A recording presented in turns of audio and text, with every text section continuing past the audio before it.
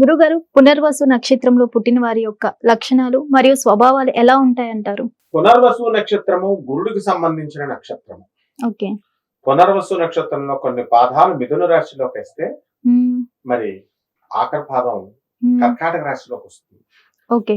అందువలన ఈ యొక్క మిథున రాశి వారి యొక్క లక్షణాలు ఎలా ఉంటాయి అంటే వీళ్ళకి చంచలత్వం ఉంటుంది. పునర్వసు నక్షత్రం ఎవరిదండి? శ్రీరామచంద్ర ప్రభు నక్షత్రం. ఆ శ్రీరామచంద్ర ప్రభు ఎలా ఉంటాడండి? ఎప్పుడు కూడా నిశ్శబ్దంగా ప్రశాంతంగా ఉంటాడు, సైలెంట్ గా.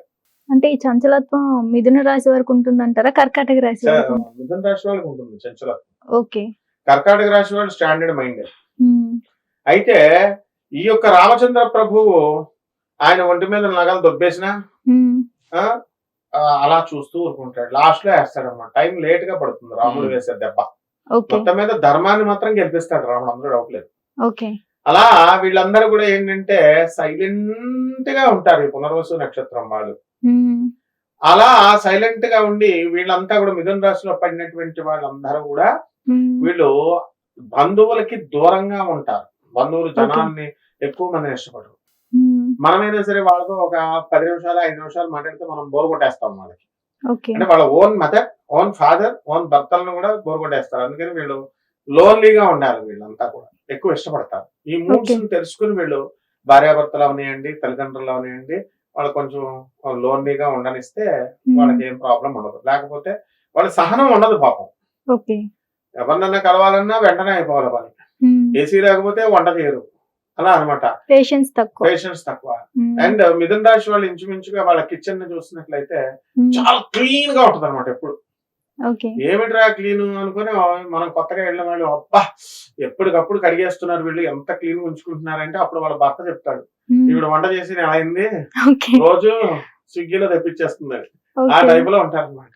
అయితే వీళ్ళు సోదరులతోనూ వీళ్ళతోనూ దెబ్బలాటలు, అక్క చెల్లెలతో ఇవన్నీ కూడా వీళ్ళ లైఫ్ లో జరుగుతాయి. అలాగే ఇది గురుడికి సంబంధించినటువంటి నక్షత్రం కాబట్టి బృహస్పతి దేవతల గురువు అయినటువంటి ఆ బృహస్పతుల వారిని తలుచుకుందాం.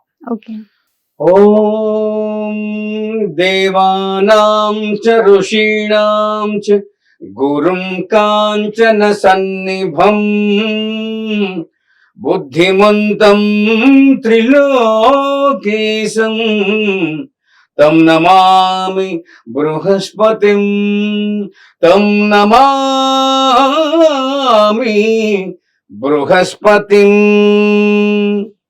ఈ యొక్క పునర్వసు నక్షత్రం వల్ల కొంచెం సెల్ఫిష్ గా ఉంటారు. అవతల వాళ్ళకి ఏం హాని చేయరు, కానీ వాళ్ళు కొంచెం వాళ్ళ ఎంతసేపు జ్ఞానాన్ని పెంచుకోవడానికి చూడరు. ఎంతసేపు మా అత్తగారు, మా ఆడపడుచులు, మా గోళ, వాళ్ళతో మాట్లాడితే వాళ్ళ గురించే చెప్తారు. రామచంద్రుడి గురించి ఆలోచించవమ్మా తల్లి అన్నా సరే ఈ భూమి మీద మాత్రమే కరెంటు బిల్లులు ఇవి ఇలా వాళ్ళ సంసారం కోసమే ఆలోచిస్తారు. మళ్ళీ పక్క వాళ్ళ కోసం వాళ్ళు ఎవరన్నా అడిగారు అనుకోండి రమ్మని, వీళ్ళ పని కోసం వాళ్ళు మాత్రం వస్తారు, వాళ్ళ పని కోసం వీళ్ళు వెళ్ళరు సెల్ఫిష్ గా. అందుకని ఆటోమేటిక్ గా వీళ్ళని వదిలేస్తారు జనం. అలాగే ఈ పునర్వసు నక్షత్రం వాళ్ళకి 24వ సంవత్సరం వయసులో పెళ్లి అవుతాయి. అండ్ ఆడవాళ్ళకి మగవాళ్ళకి 29, 28 ఆ ప్రాంతాల్లో అవుతాయి. కొంచెం కలత్ర కారకుడు బాగోకపోయినా, కలత్ర కారకుడు శత్రుక్షేత్రాల్లో పడినా వృత్తిరీత్యా వీళ్ళు మంచి స్థానాల్లోకి వెళ్తారు. అండ్ ఈ యొక్క పునర్వసు నక్షత్రం వాళ్ళకి విదేశాల మీద మోజు ఎక్కువగా ఉంటుంది. అండ్ ఆయిల్ కనుక తింటే ఎక్కడ మనం ఈ రోగాలు వచ్చేస్తాయని కాస్ట్లీ ఆయిల్, రిఫైన్డ్ ఆయిల్ అని ఆ మధ్యన సత్యనారాయణ రాజు గారు చెప్పేటటువంటి ఆయిల్స్ అలాంటి ఓవర్ ఎక్కువ అన్నమాట. ఓవర్ జాగ్రత్తలు ఎక్కువ. అందువల్లనే వాళ్ళు రకరకాల ఆయిల్ రాయడంలో ఏమవుతుందంటే కూడిపోతుంది. అలాగే లోపల వాకింగ్ చేస్తారు, తర్వాత జిమ్స్ కి వెళ్తారు. ఇంట్రెస్ట్ అనమాట, ఆటలంటే ఇంట్రెస్ట్. అండ్ వీళ్ళకి సహాయం చేసే వాళ్ళకి నిజంగా వీళ్ళ మిత్రులను కలవరు వీళ్ళు. ఎన్ని సంవత్సరాలైనా కలవరు, కానీ ఇమాజినరీ ఫ్రెండ్స్ తో తిరుగుతా ఉంటారు. వాళ్ళతో నష్టపోతారు కూడా, ప్రేమల్లో విఫలం అవుతారు, ప్రేమల్లో వీళ్లే చీటింగ్లు చేస్తారు. వ్యక్తిగత జాతకాల మట్టి అందరూ కాదు. వ్యక్తిగత జాతకాల్లో వాళ్ళ లగ్నాన్ని ఏ గ్రహాలు చూస్తున్నాయి, రాజ్యస్థానాన్ని చూస్తున్నాయి, కుటుంబ స్థానాన్ని, ఇవన్నీ చాలా లెక్కలు ఉంటాయి. దాన్ని బట్టి కొంతమంది మోసం చేయడానికి, ప్రేమించినటువంటి వాళ్ళని ఉమ్, మోసం చేయడానికి అవకాశాలు ఉంటాయి. ఓకే. అలాగే వీరికి అందరికీ కూడా గ్రీన్ కలర్, మరి మిథున రాశి వాళ్ళలో ఉన్నటువంటి పునర్వసు నక్షత్రం వారికి గ్రీన్ కలర్ లక్కీ కలర్, ఉమ్, 3 కూడా లక్కీ కలర్. ఉమ్, కాబట్టి వీళ్ళు 5, 3, 12, 14 ఈ తేదీ లక్కీ డేట్స్. ఓకే. కలర్ వచ్చేసరికి gold colour, green colour lucky ఇవి. ఆరాధన శ్రీ విష్ణు సహస్రనామ పారాయణ చేసుకోవాలి, ఉమ్, శ్రీ మహావిష్ణువును పూజ చేసుకోవాలి. ఆ శ్రీ మహావిష్ణువు యొక్క కీర్తన చేసుకున్నట్లయితే వీరు చేస్తారు. దాన్ని బట్టి వీళ్ళకి సెట్ అయిపోతుంది.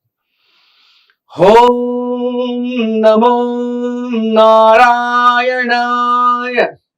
ఓం నమో నారాయణాయ.